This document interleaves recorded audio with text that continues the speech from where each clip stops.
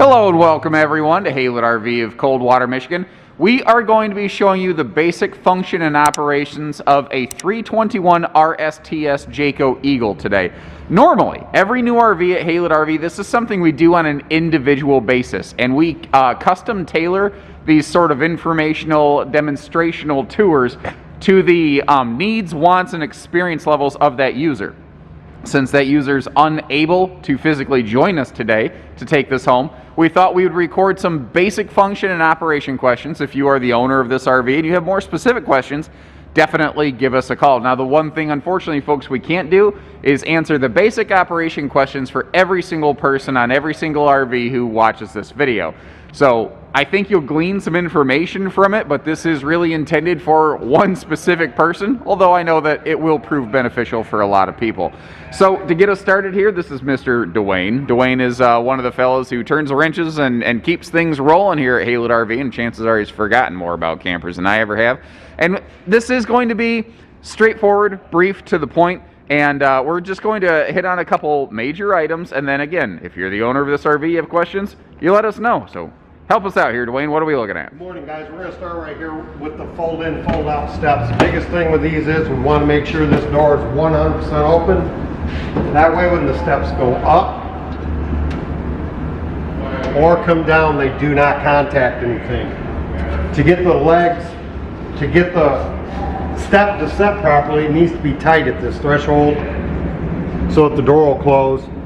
How we have accomplished that is we have a couple of pins. One's here, one's over here. These legs will slide in and out so that the steps set even and level. Simple enough. Anything else on the steps we got to know? The steps, they are assisted. You notice like the let go, doing with one finger. So don't just let them slam in and out. Help them in and out. They do not latch. Tension holds them in. Gotcha. Now, so that you folks know, if you could flip that back up, Dwayne, one thing I have seen, if people just fling them shut, especially when they have that strut assist, it is possible if you really, really jackhammer it for these brackets to get on the wrong side of that threshold, and then there's no easy way to fix it other than you got to kind of either twist the steps a little bit, which they ain't made for, or you got to undo these bolts, which also not fun. And we're back on the inside of the unit, guys. Here and here is the control panel for this unit. Touch screen, touch it, turn it on. It has a home screen. It's got all your functions run down this side. One of them that we want to have you pay attention to is the mechanical. You notice I touched that. This is one that you can slide the screen to get to your slides and your awnings to run them in and out. It's easily missed because no other screens on that you really slide around, correct? Exactly. You don't really scroll.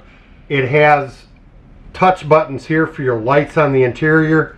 It also has the touch buttons here.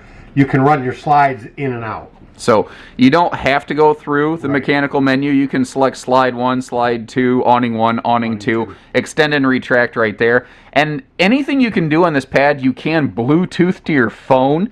What's also neat though is you don't have to do that. You still just have buttons for all of your lights. While we're right here, these guys right here are temp senses for your air conditioning and your heating. Don't cover those. Don't decorate those. Those are what in each area sense the temperature for your room. So if you decorate over those because you think they're ugly, the temperature isn't going to read correctly. Yeah, central air doesn't do any good without a thermostat. There you go. Alright guys, we're on the interior again. Right here is our power distribution center. And if you notice, we have breakers here, which would be the 110 functions, the household functions in the unit. Park power, if you're plugged into park power. And these fuses are the 12 volt side of things. If you're running off your battery, that kind of thing. Now, how do I know if I need to replace one of those fuses or if I need to mess with a breaker? I'm not an electrician. If you need to mess with a breaker, for instance, they will be like in that position is off. That would be tripped. It's labeled right on them. Up is on, down is off. What they operate is right here on this lid. Okay. If you've blown a fuse, there'll be a little red light LED lit up beside of it to help you identify which fuse has gone bad. So I don't have to be an electrician, so I don't have to be scared of this. No. Excellent. Very simple. As we're right here, part of our safety in this unit is this is a carbon monoxide LP detector. If you hear that go off, don't ask why. Open the door, leave the unit, and shut the LP off. Where do I do that?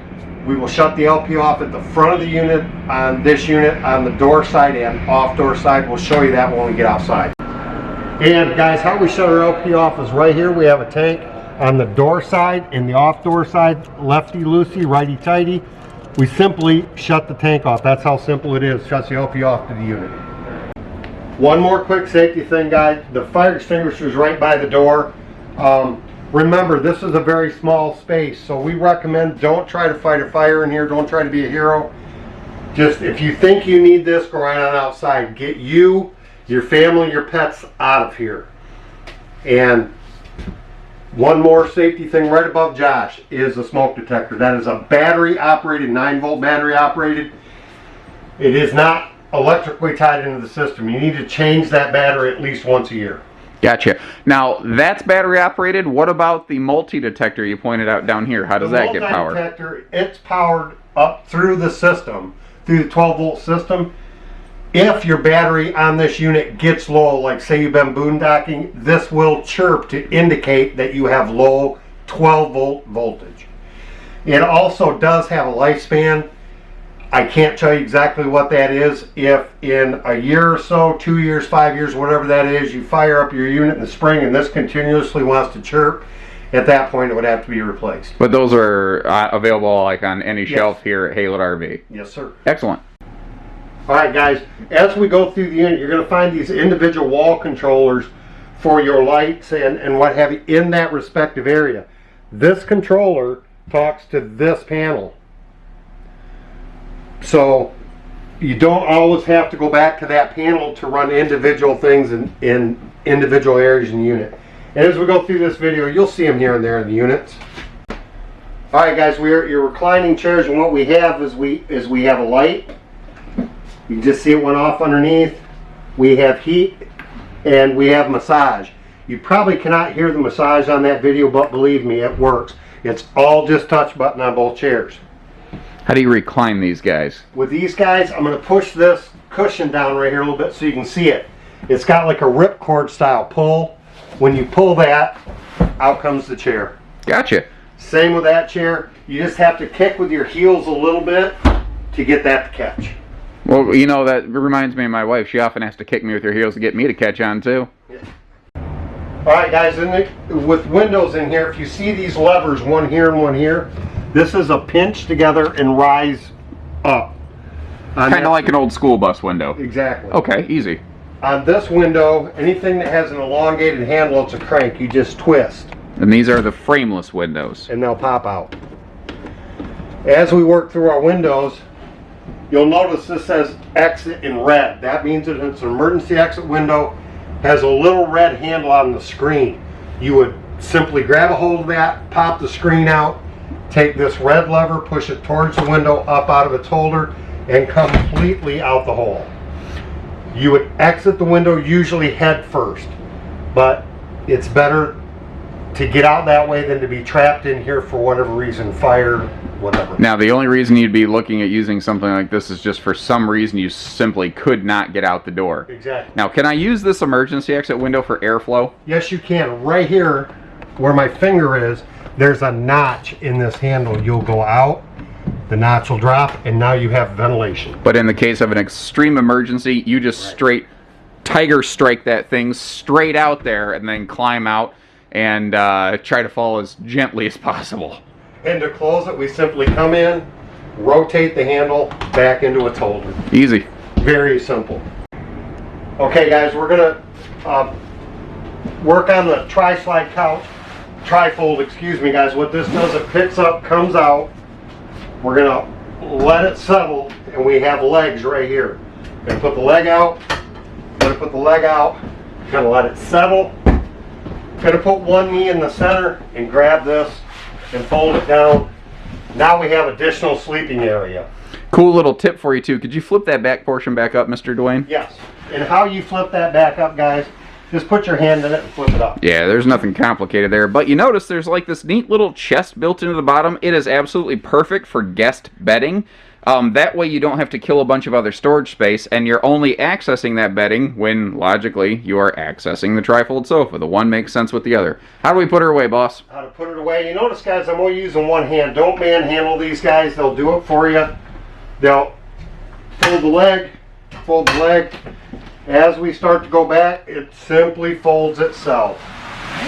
Drops easily into place. Put the back cushions on, good to go. Yes.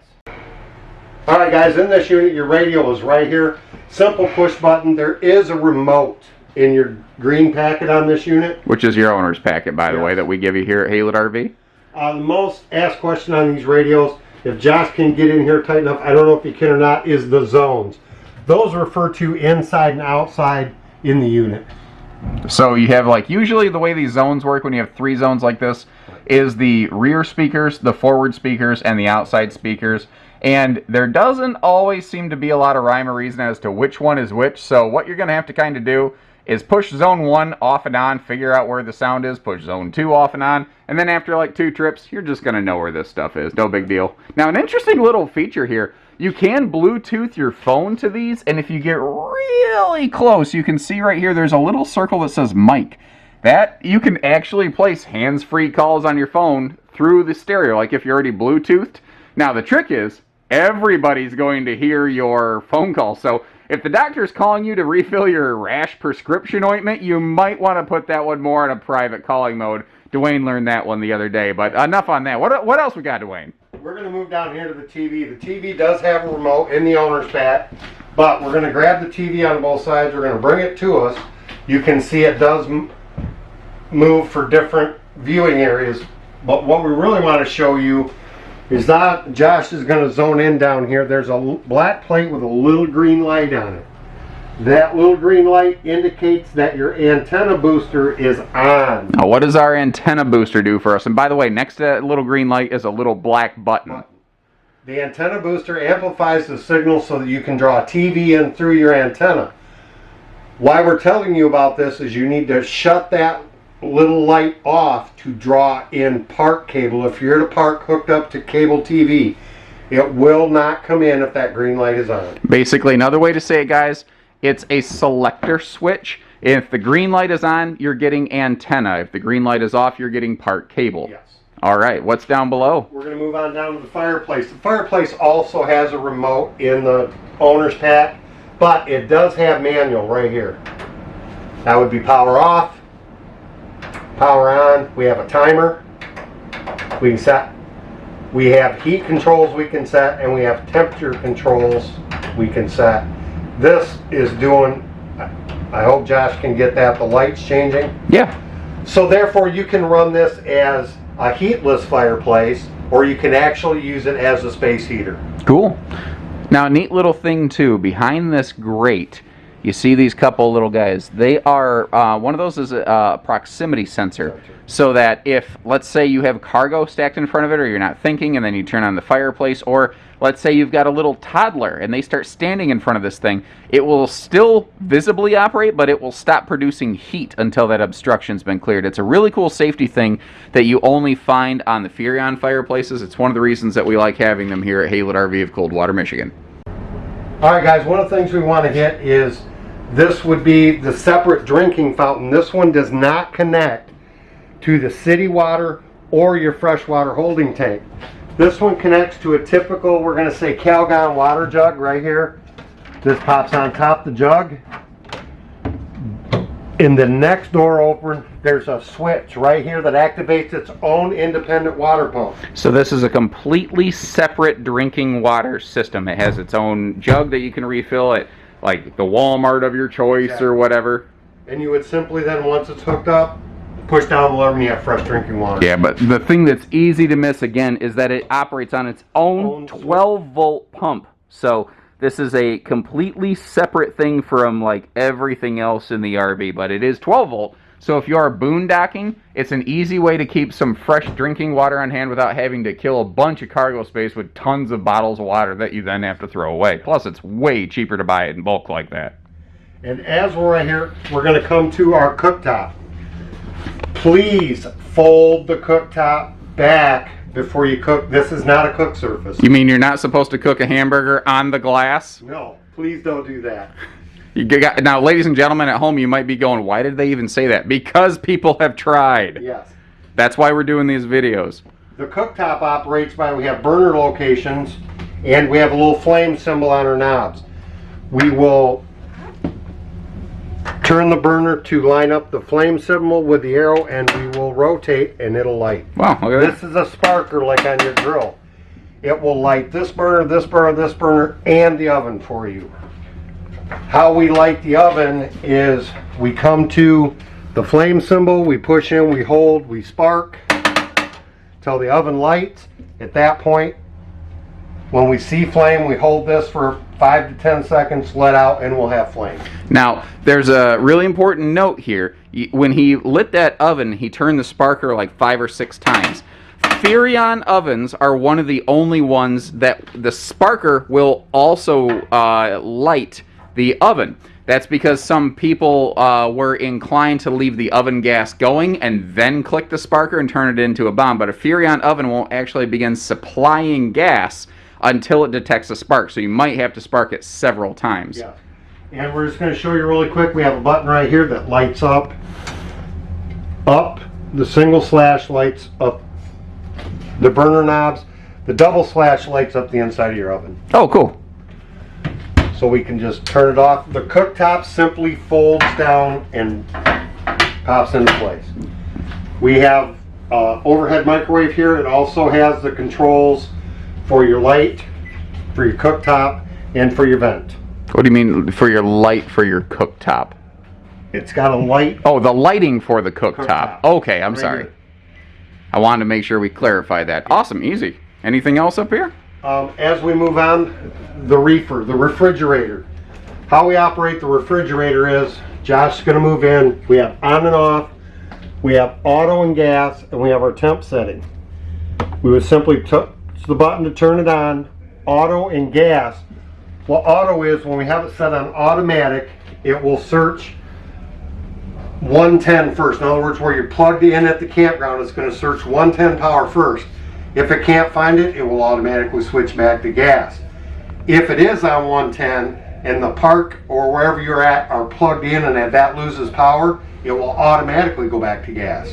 When power is restored at that campground, it'll automatically go back to 110. It's an automatic switch system. So if I have this RV parked at a seasonal site for a week and I leave Sunday night and Tuesday and Wednesday it loses power, but I come back Friday, it will have already kicked itself to gas mode and then back, and I'll never have even known and never lost a thing in my fridge. Exactly. That is one of the huge reasons, ladies and gentlemen, that we like the RV gas electric fridges here at Haylett RV. And we're just showing you the inside. It's beautiful. Look at that. Now, a little random side note, because a lot of people go, what is this thing? Over here in our coffee bar, you see this tall black piece of plastic. Well, if you look at it, it's got 2 USB plugs, so you can always do that, but it says Furrion on it. That is designed for a portable Bluetooth speaker, which is not included in the RV. I happen to personally own one, so I thought, hey, I'm going to run out to my car, I'm going to grab this thing and show people how it works. It's actually kind of cool. You see it's got the little, blades basically here on the back. Well, if you put this on, you slide it down, and you see how that light came on. The mount is the charger for the speaker. Now, the speaker has a separate micro USB plug that you can use to charge off of like anything, basically. I charge it in my car. My car's Bluetooth module in the stereo went out, so I've been using this, and actually it sounds pretty darn good. But it's kind of a cool thing because it can put out some really good sound in your RV, or if you want, you can take it to the beach with you. It also has a handy flashlight function, as well as a bunch of other things. If you want to learn more about these, we've done a completely separate video on this. I simply I thought, hey, I have a good chance to actually put the visual to this. These are something that you can give us a call. We can get you these through our Haylett RV parts department. All right, guys, one last thing here in the kitchen. This silver circle is a power strip that'll come up out of the countertop. You simply push, top pops, we pull it up till the little red tongue comes out, let it rest. You can see it's 110 and chargers. It's that simple. To put it away, we push the little red lever, slide it back down, and lock the top. That way we have our full workspace, but yet we have power over here when we need it. Hey guys, y'all have a bathroom at home, y'all have a shower, y'all have a toilet, but the shower door here works a little bit differently than it does at the home. Right over here is a transport lock. We need to lift that up for the shower door to slide. And you want to make sure you have that locked in transit, because if these glass doors go sliding around, they are safety glass, but they are not made to be banging around in transit. So we would lock them for transit. As we come to the toilet, you can see it has a black ring and a little bit of water in there. Not a lot. So in order to use this toilet correctly, there's a foot lever right here. And we would push down slightly with that foot lever and you'll see water starts to come in to preload the toilet. We need to preload a certain amount of water in here so solids don't stick to this toilet.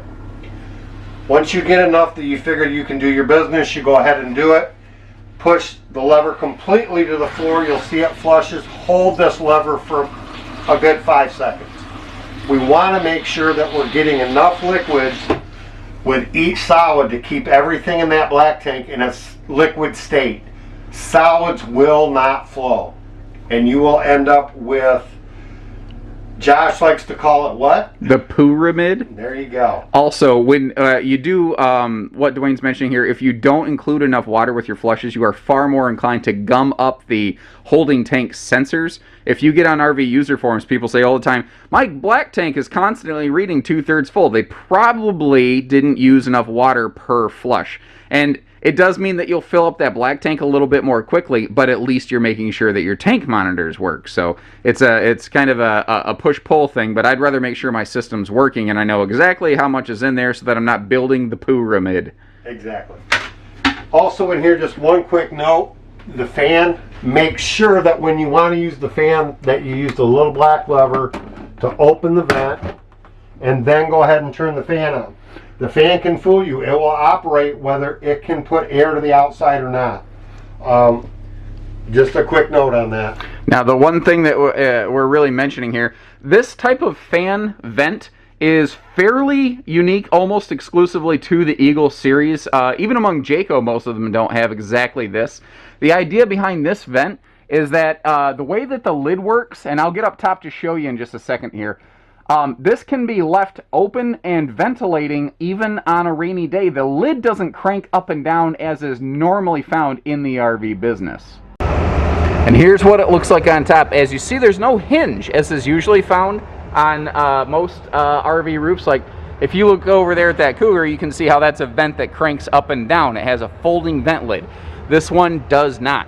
That black switch or kind of knob that Dwayne turned inside, it actually opens some fins inside of these side vents right here. That is where it's actually exhausting out, and because those bend downward, it means that it's, you know, basically really hard for rain to try to get in there. Now, lucky day for you folks. You're in bed with Dwayne. Hey guys, we're up here in the master bedroom. We have reading lights here. If you notice, that one's white, this one's blue. How we accomplish that, the button directly behind it, they're 2-stage. If you push and hold, you get white. If you tap, you get blue. Yep. Or off.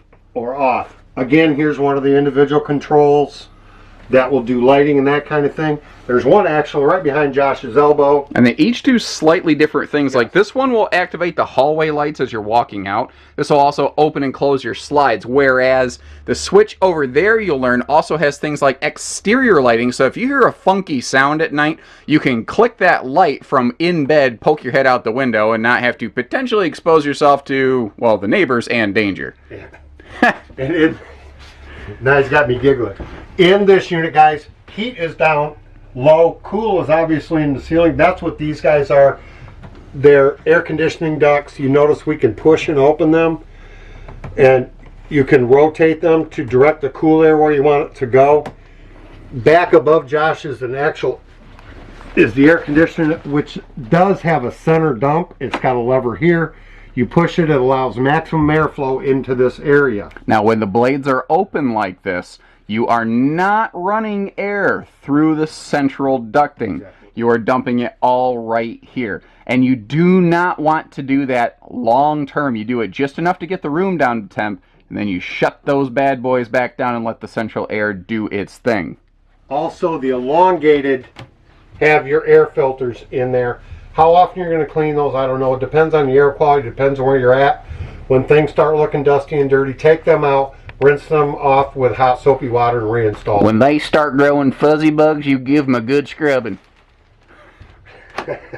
Right in front of Josh here, right over here is a hookup for a washer and dryer, a combination washer and dryer. The shelves are removable, so you could put a combo unit in there and have a washer and dryer on board. Also, you have sliding doors on your closet. Make sure they're closed, just like the shower door when you're traveling. Put that on your departure checklist. And that lock is right here. But thankfully, it's just that simple. All right, guys, we're out here in the basement storage. Actually, we have another Bluetooth speaker mount. This tells you right here what it is: cable TV hook outlet for a TV out here, and we have power and we have a light. Now, one of the cool things here, so that you don't have to leave your whole baggage door open, is if you want to have TV coax and the power cable run, you can actually feed them down through here. That will drop below the skirt of the RV, and you can have a TV like on a table outside without having all of this open and exposed. Yes. Now, what you got there? This is going to turn into an outside shower. It's cold water only. We're going to push the little ring back. Kind of like a air hose quick release. Exactly. We're going to push. Now we have water. Oh, Okay. fantastic. To disconnect it, we simply push in on the blue hose slightly and push back on the ring, and it'll come right off. Yeah, if you're fighting with that, you're not doing it right. So slow down a little bit, look at what you're doing, and see how it's connected. Because I've seen people, if you just try to rip it out, yeah, you're going to break it, and then it's on you. That's not warranty when you break your own thing. And what's this little guy? We mentioned inside about the outside speaker. Here's one of them. There's other, but we have a porch light right here, a step light. I don't know if you can see it light up plain as day. underneath, but that will illuminate your steps at night. That way you don't have to go all the way inside the RV in the dark to turn on the lights for the steps so that you can, walk back out. All right, guys. Up front here underneath on the driver's side of the unit, we have two switches. One is for this hookup light, and one is for the upper, just like ambient lighting on the unit. Now the reason those are orange is so that if you accidentally leave them on, orange is DOT approved. Johnny Law ain't gonna take a shine to your, shiny lights. And that's one right here, guys. This device right here, we have another light here. This device right here is the safety breakaway switch.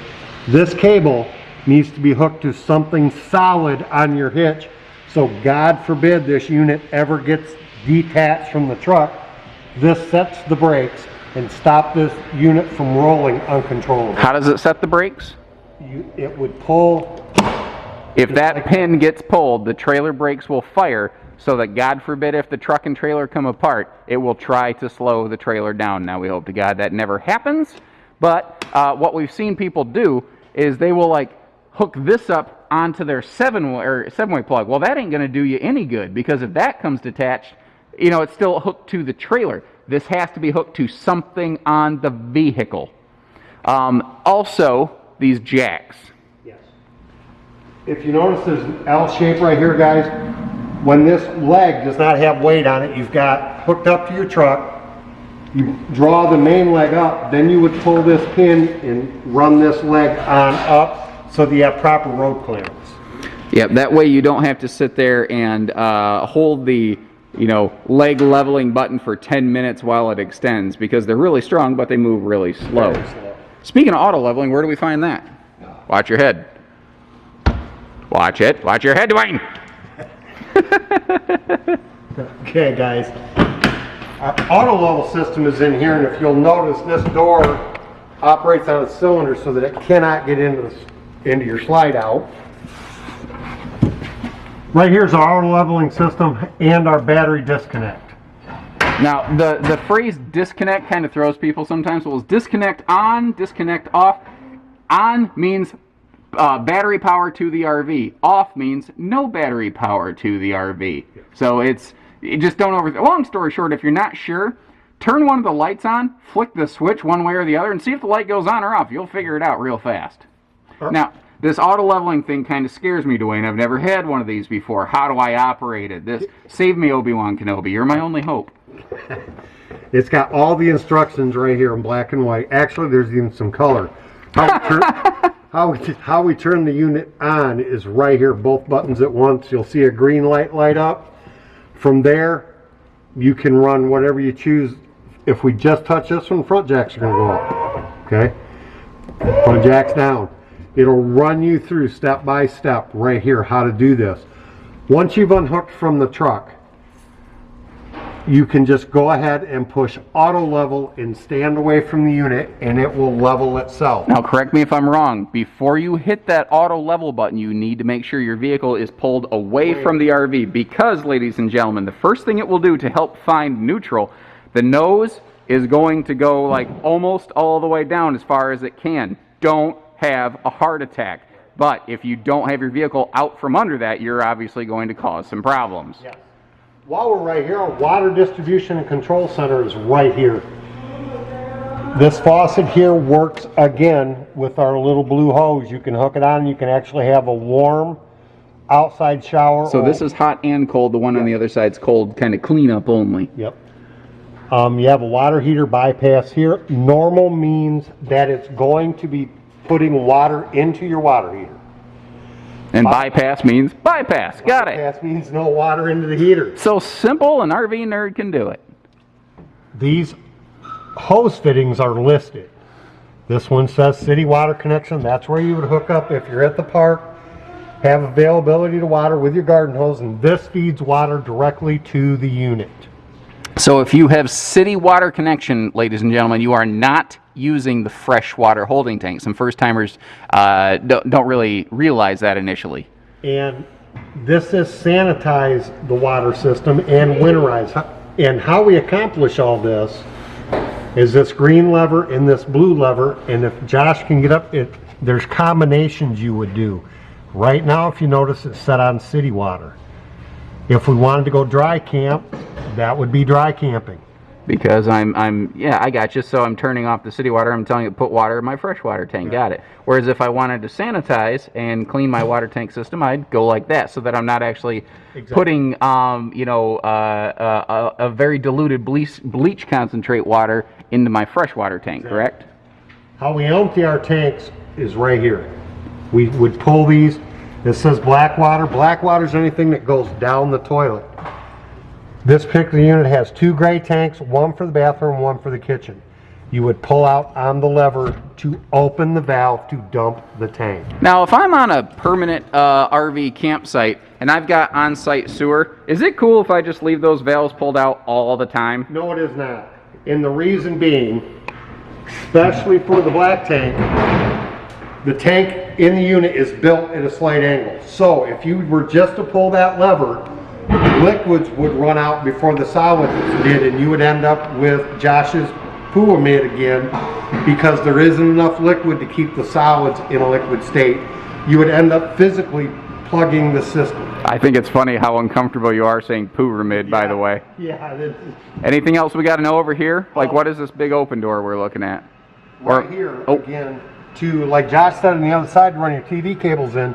This is to run your water supply line in, so you can close this door. That way you can keep this baggage door closed and locked, so the unsupervised child running around the campsite doesn't go click and cause you some problems.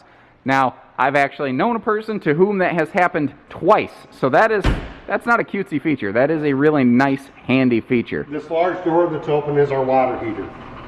And this entire system, electric or gas, is run from inside on our control panel. Now, this water heater can be run gas and electric simultaneously, which is called fast recharge. Recommendation here is if you're at a park where you have full-time electricity, use the electric side for just general maintaining the water heat or the water heater.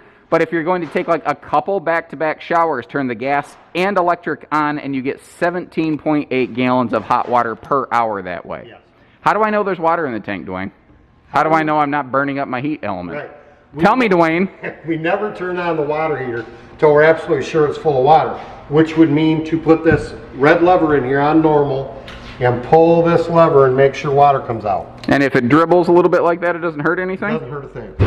We want to make sure it's full of water so we don't burn up our element. At that point, the door simply closes with a twist and a lock. One thing we're going to talk about, we talked about when we're on the inside, the carbon monoxide detector. What will make carbon monoxide in your unit is this is the furnace outlet, and bugs and wasps love to build nests over these and block that. That would force exhaust gas back into the unit.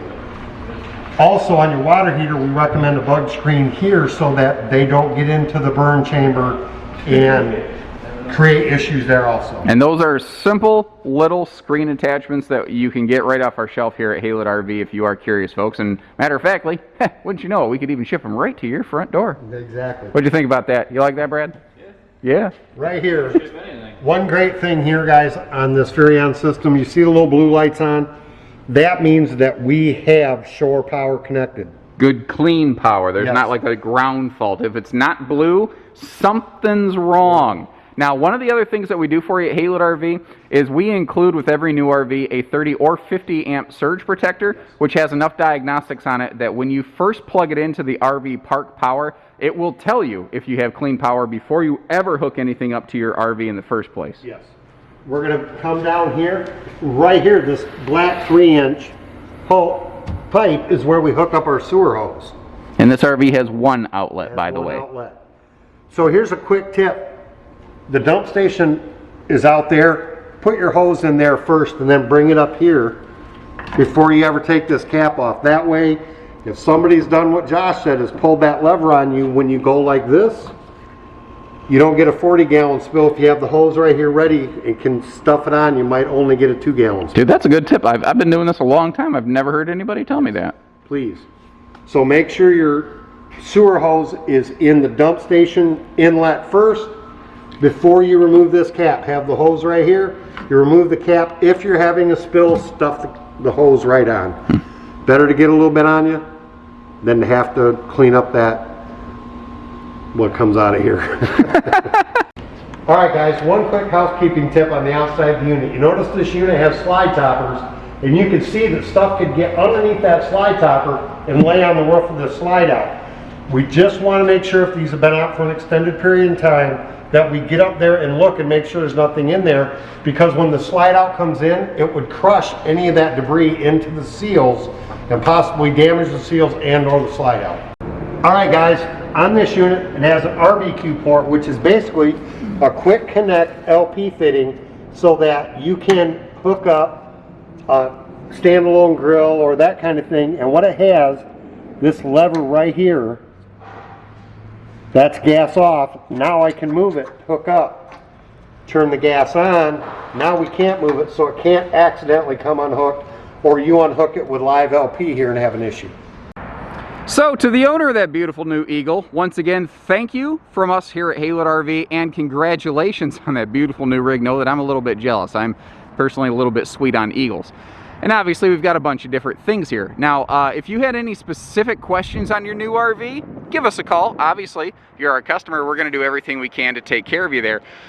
If you would like more specific information on an RV's operation, then remember, anytime you purchase a new RV from us here at Haylett RV of Coldwater, Michigan, we are happy to provide you with individualized, personalized feedback and advisory so that you can stay safe, have fun, and have a happy Haylett camping time, everyone.